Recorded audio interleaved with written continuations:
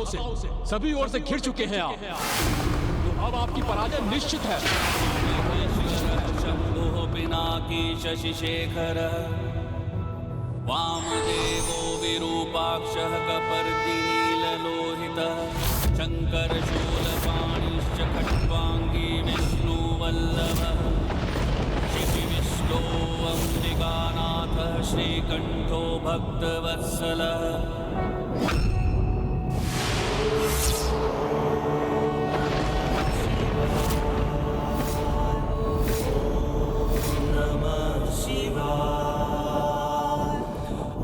स्वामी के समक्ष तो कोई अधर्मी नहीं टिक सकता।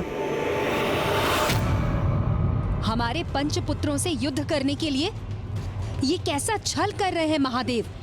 कहीं वो हमारे पुत्रों को क्षति पहुंचाने में सफल तो नहीं हो जाएंगे?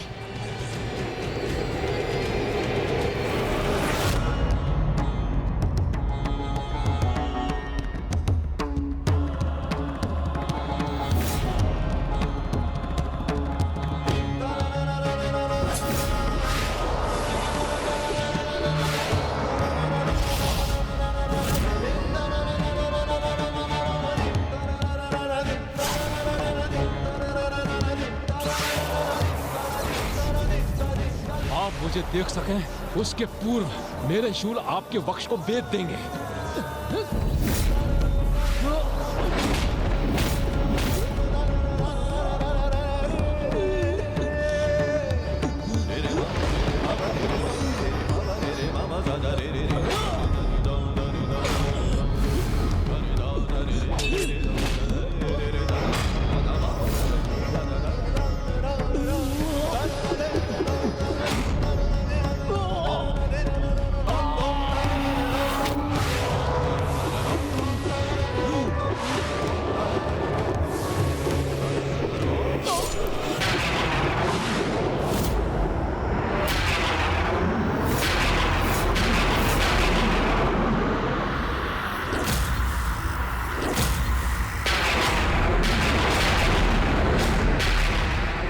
देवरांश के वध का प्रतिशोध अब ये बांध लेंगे आपसे।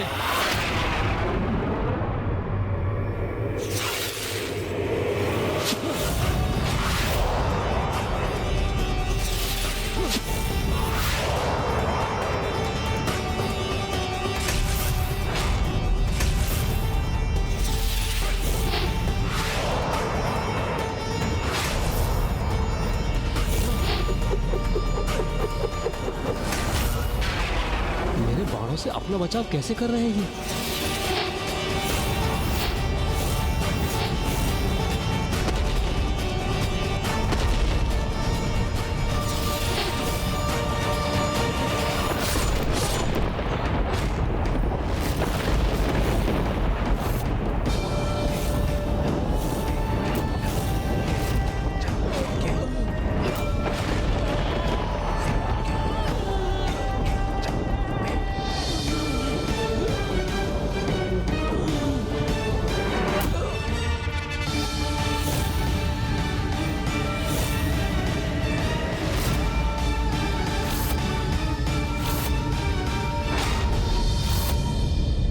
हाथ के प्रहार से कोई सुरक्षित नहीं रह सकता, आप भी नहीं।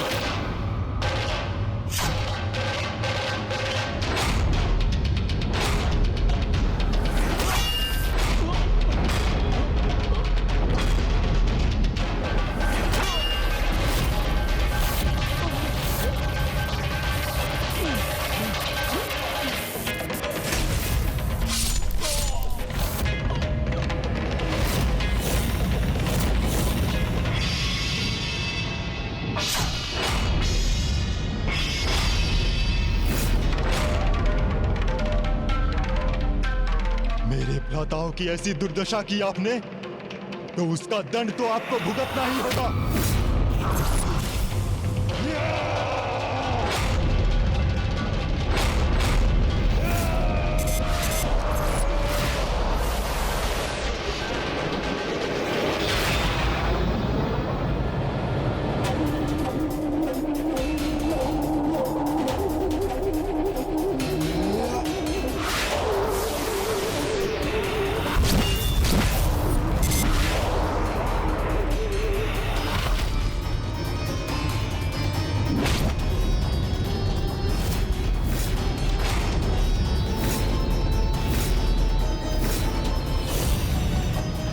अनर्थ पर अनर्थ हो रहा है।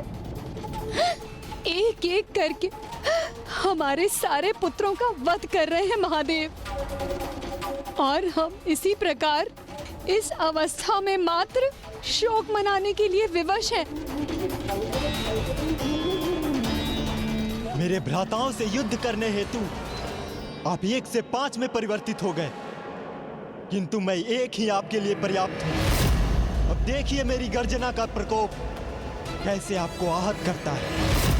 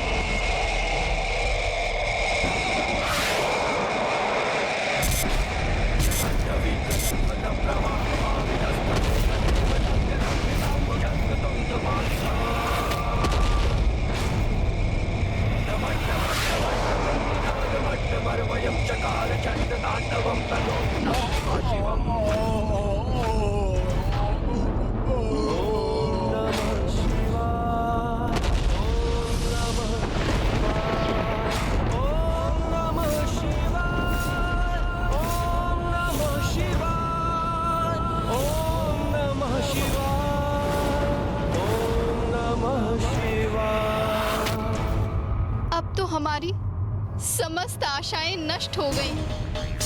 हमारे पुत्र बलधर और गर्जन भी मृत्यु को प्राप्त हुए।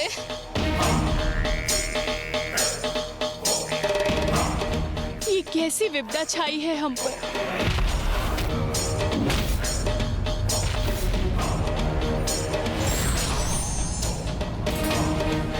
अब हम क्या करेंगे?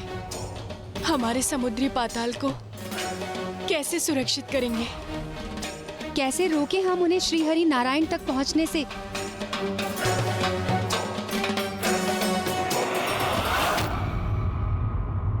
मुझे आशा है कि अब अपना सर्वस्व खोने के उपरांत तो पंच सुंदरियां ये समझ गई होंगी कि उनकी ये ईर्ष्या और उनका अनुचित मोह उन्हें मात्र विनाश के पथ पर ले जाने वाला था।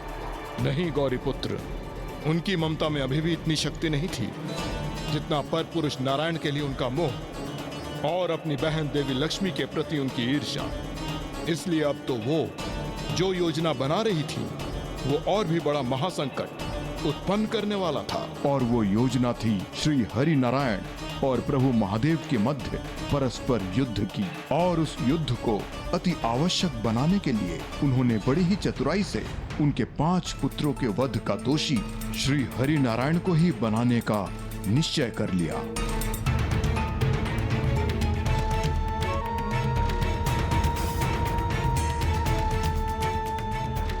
पुत्र तो हम पुनः प्राप्त कर लेंगे प्रभु से, किंतु प्रभु श्री हरि को खोना हमें कदापि स्वीकार नहीं।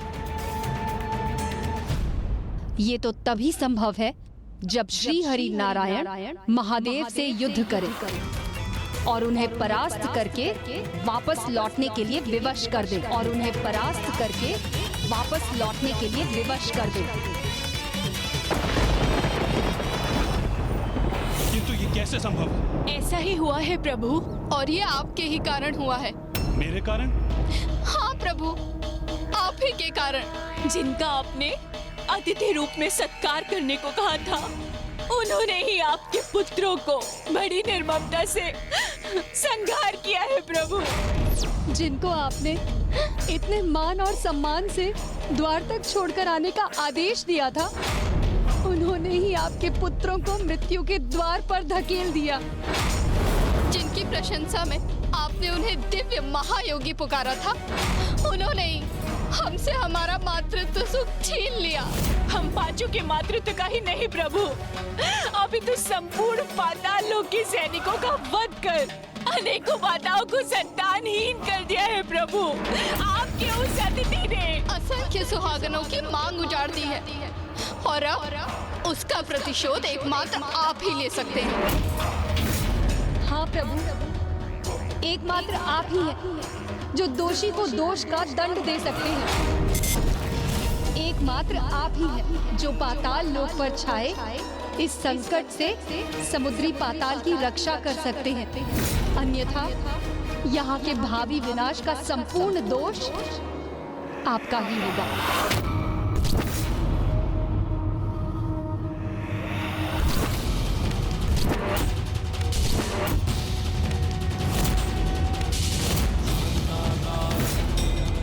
असंख्य सुहागनों की मांग उजाड़ दी है और अब उसका प्रतिशोध एकमात्र आप ही ले सकते हैं, जो दोषी को दोष का दंड दे सकते हैं। जिसने हमारे समुद्री पाताल को विनाश की ओर धकेल दिया, उसे अपनी मृत्यु का सामना करना होगा। युद्ध में मेरे समक्ष आकर मुझसे संघर्ष करना होगा। युद्ध में मेरे समक्ष आकर मुझसे संघर्ष करना होगा।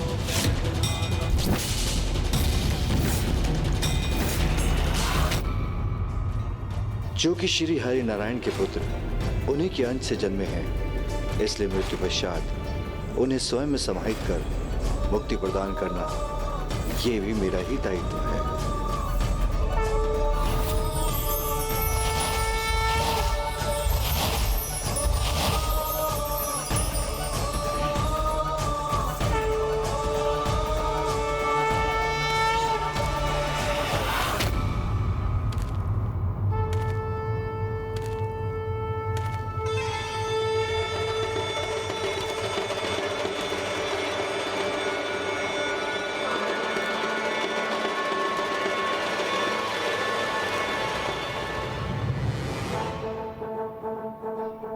कदाचित प्रभु श्री हरि नारायण को मेरा स्मरण हो आया है, इसीलिए वो स्वयं आए हैं मेरे सम्मुख। प्रभु,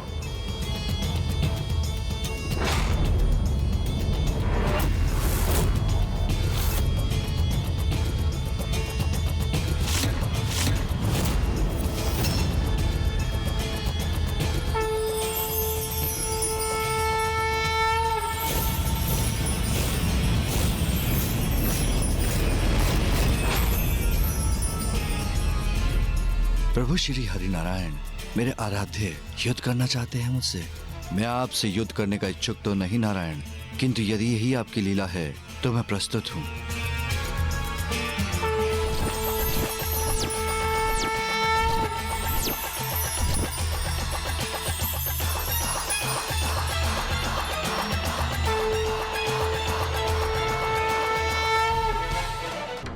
जगत के पालनहार स्वयं जगत पिता के समक्ष उनसे युद्ध करने को तत्पर थे।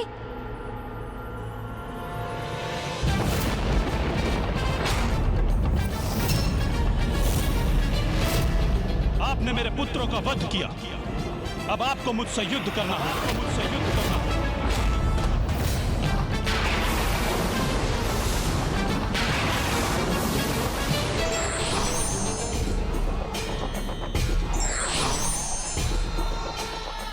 मैं आपसे युद्ध करने का इच्छुक तो नहीं नारायण, किंतु यदि यही आपकी लीला है तो मैं प्रस्तुत हूं।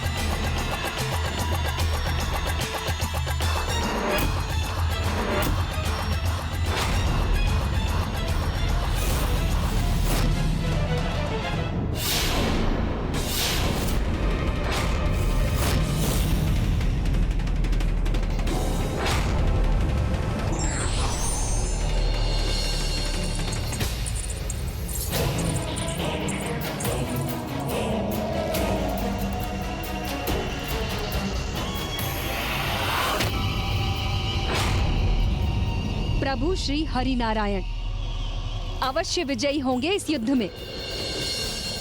हमारे पुत्रों के वध का प्रतिशोध लेंगे वो। स्वामी पराजित करेंगे महादेव को, अर्थात इस युद्ध का तो एक ही परिणाम संभव है, प्रभु सदा के लिए हमारे हो जाएंगे।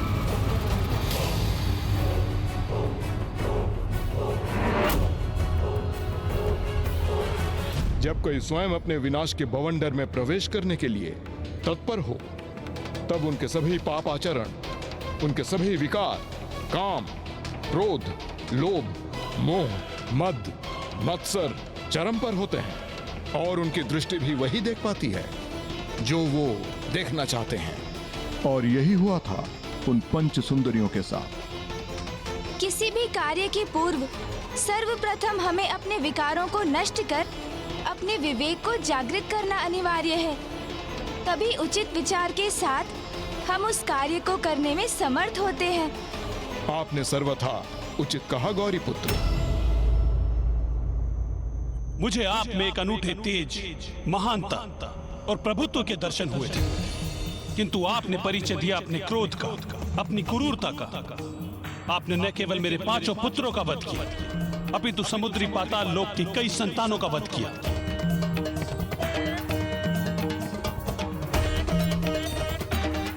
मैं ना तो यहाँ युद्ध करने आया था और ना ही अपने क्रोध से किसी का वध करने। मैं तो यहाँ मात्र आपको आपके उचित स्थान लौटाने आया था। मेरा उचित स्थान? मेरा उचित स्थान तो वही है जहाँ मेरी सहभागिनियां, जहाँ मेरे 5 पुत्र थे जिनका आपने वध किया।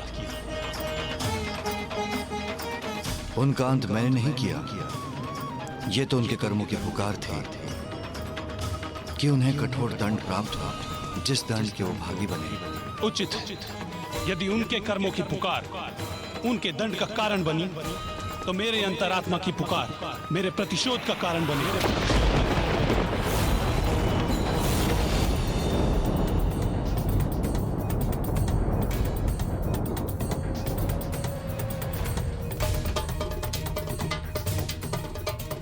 नहीं श्री हरि नारायण, प्रतिशोध का भाव आपकी अंतरात्मा की पुकार के कारण नहीं, उन विचारों के कारण है जिन्हें आपके हृदय में स्थित किया गया है। बस महादेव, जिन शब्दों को सुनकर मैंने आपका अतिथि रूप में मान सम्मान किया, अब मैं आपके इन सरल और भोले शब्दों का स्वयं पर कोई प्रभाव नहीं पड़ने दूंगा। अब शत्रु मानकर आप पर प्रहार करूंगा मैं।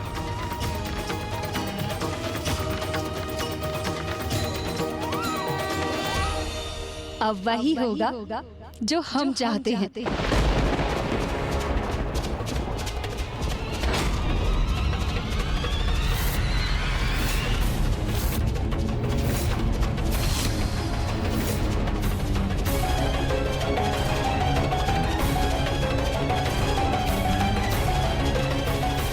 अब हमारे प्राणनाथ, हमारे प्रभु, हमारे पुत्रों के अंत का प्रतिशोध लेंगे।